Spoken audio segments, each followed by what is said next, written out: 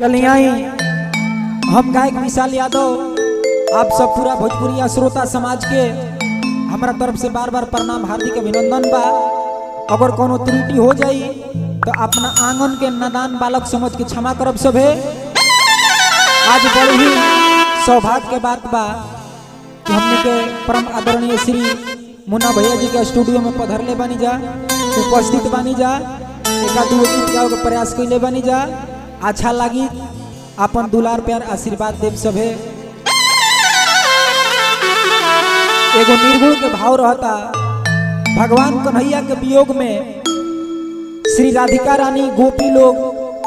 जब वहां के गोकुल छोड़ के मथुरा में पधारतानी तो वियोग में विरह में कहता लोग उधो बाबा से कैसे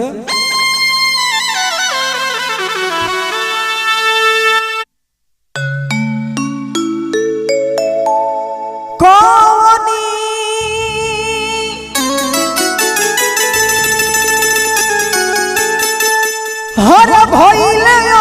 मुनावा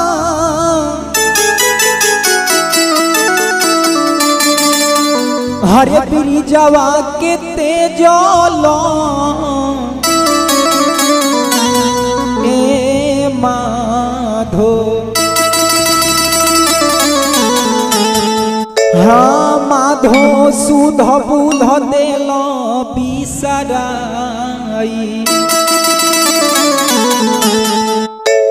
सुध बुध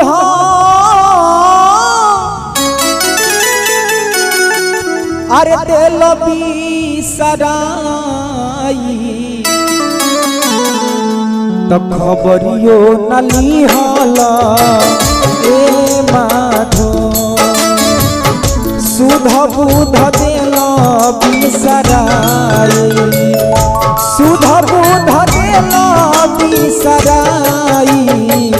खबरियो नली हल ए माधो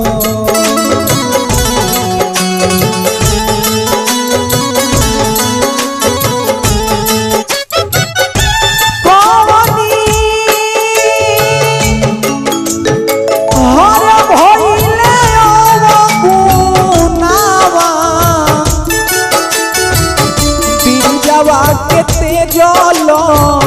ए माधो सुध बुध लेल बिसराई सुध बुध लेल बिसराई खबरियो नली हल ए माधो सुध बुध लेल बिसराई खबरियो नली हल ए माधो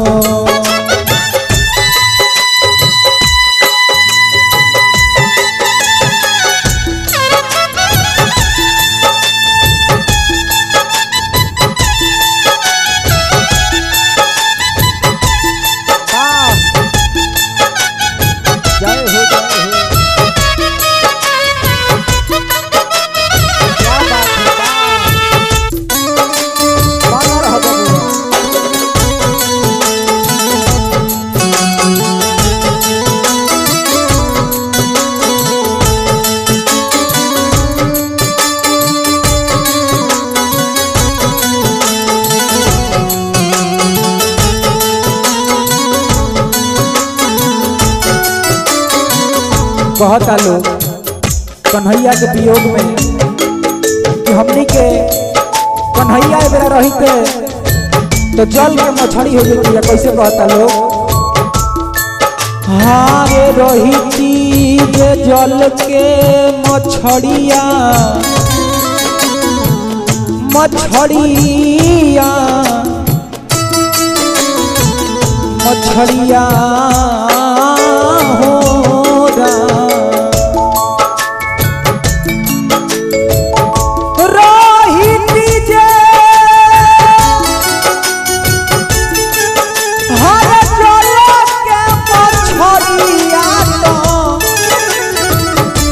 जल बीच रही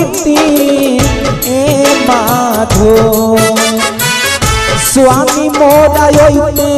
आसना स्वामी मोरा